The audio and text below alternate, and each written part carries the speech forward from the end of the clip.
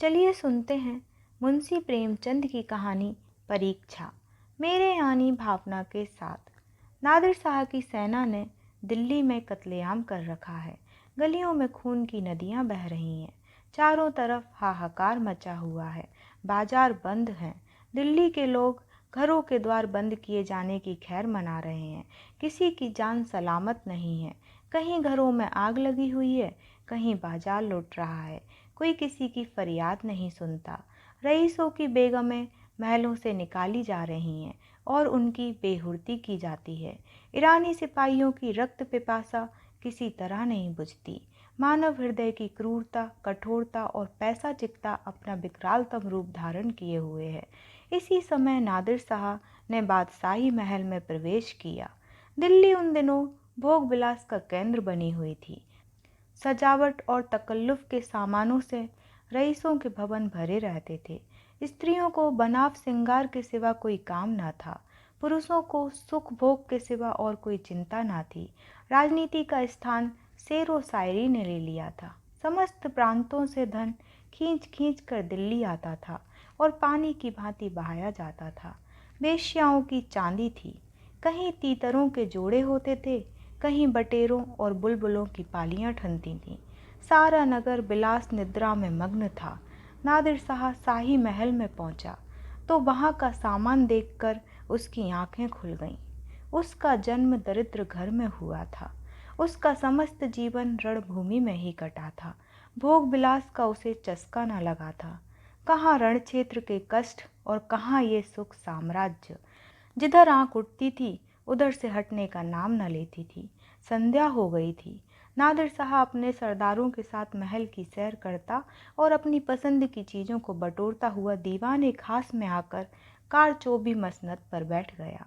सरदारों को वहां से चले जाने का हुक्म दे दिया। अपने सब हथियार रख दिए और महल के दरोगा को बुलाकर हुक्म दिया, मैं शाही बेगमों का नाच देखना चाहता हूँ।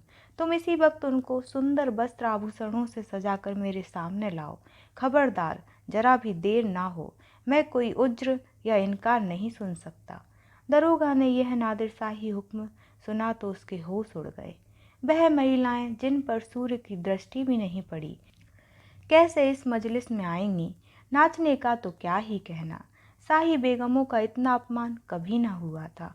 हाँ नरपिशाच, दिल्ली को खून से रंग कर भी तेरा चित्त शांत नहीं हुआ। मगर नादिर शाह के सम्मुख एक शब्द भी जबान से निकलना अग्नि के मुख में कूदना था। सिर झुकाकर आदाग लाया और आकर रानीवास में सब बेगमों को नादिर शाही हुक्म सुना दिया। उसके साथ ही ये इत्तला भी दे दी कि जरा भी तामुल ना हो। नादिर शाह कोई उज्र या हिला ना सुनेगा। शाही खानदान पर इतनी बड़ी विपत्ति कभी ना पड़ी थी, पर इस समय विजयी बादशाह की आज्ञा को सिरोधार्य करने के सिवा प्राण रक्षा का अन्य कोई उपाय ना था। बेगमों ने यह आज्ञा सुनी तो हतबुद्धि सी हो गईं। सारे रानीवास में मातम सा छा गया। वह चहल पहल गायब हो गई। सैकड़ों हृदयों ने उसे सहायता याचक लोचनों से देखा। किसी ने खुदा और रसूल का सुमरन किया, पर ऐसी एक महिला भी न थी जिसकी निगाह कटार या तलवार की तरफ गई हो।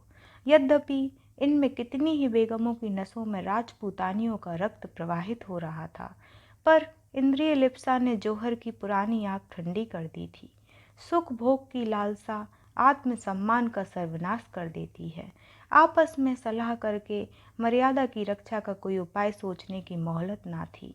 एक एक पल भाग्य का निर्णय कर रहा था, हताश का निर्णय कर रहा था। हताश होकर सभी ललपाओं ने पापी के सम्मुख जाने का निश्चय किया। आंखों से आंसू जारी थे। अश्रु सिंचित नेत्रों में सुरमा लगाया जा रहा था और शोक व्यथित हृदय पर सुगंध का लेप किया जा रहा था। कोई केस गूंथती थी, कोई मांग में मोतियां पिरोती थी। एक भी ऐसे पक्के इरादे की स्त्री ना थी जो ईश्वर पर अथवा अपनी टेक पर इस आज्ञा का उल्लंघन करने का साहस कर सके। एक घंटा भी न गुजरने पाया था कि बेगमात पूरे के पूरे आभूषणों से जगमगाती अपने मुख की कांति से बेल और गुलाब की कलियों को लजाती, सुगंध की लपटें उड़ाती, छमछम करती हुई दीवाने खास में आकर नादिर शाह के सामने खड़ी हो गई। नादिर शाह ने एक बार कनखियों से परियों के इस दल को देखा और तब मसनद की टेक लगाकर लेट गया। अपनी तलवार और कटार सामने रख दी। एक क्षण में उसकी आंखें झपकने लगीं।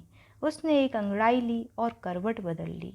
जरा देर में उसके खर्राटों की आवाज़ सुनाई देने लगी। ऐसा जान पड़ा कि गहरी निद्रा में मग्न हो गया है। आधे घंटे तक वह सोता रहा और बेगमें ज्यों की त्यों सिर नीचा किए दीवार के चित्रों की भांति खड़ी रहीं।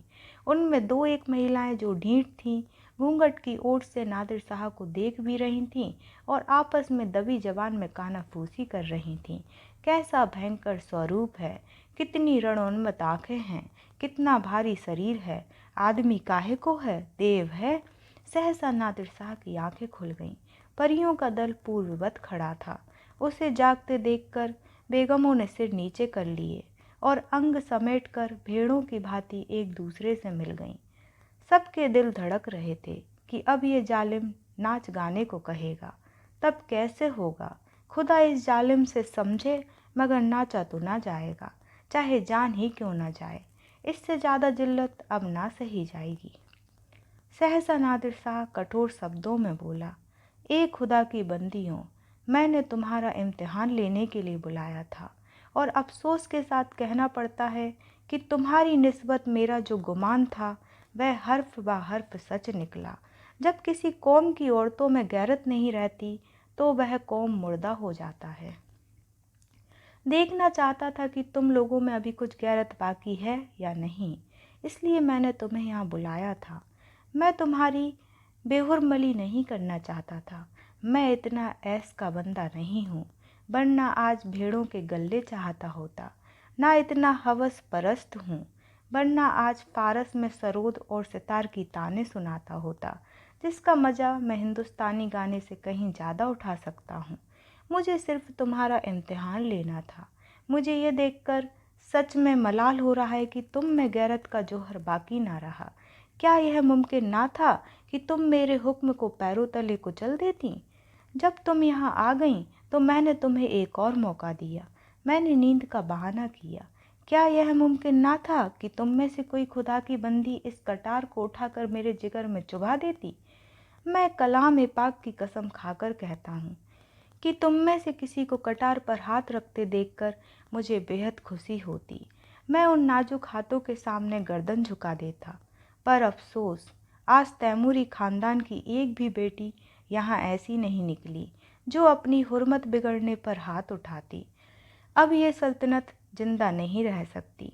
इसकी हस्ती के दिन गिने हुए हैं। इसका निशान बहुत जल्द दुनिया से मिट जाएगा। तुम लोग जाओ और हो सके तो अब भी सल्तनत को बचाओ, वरना इसी तरह हवस की गुलामी करते हुए दुनिया से रुखसत हो जाओगी। और यहाँ कहानी समाप्त होती है।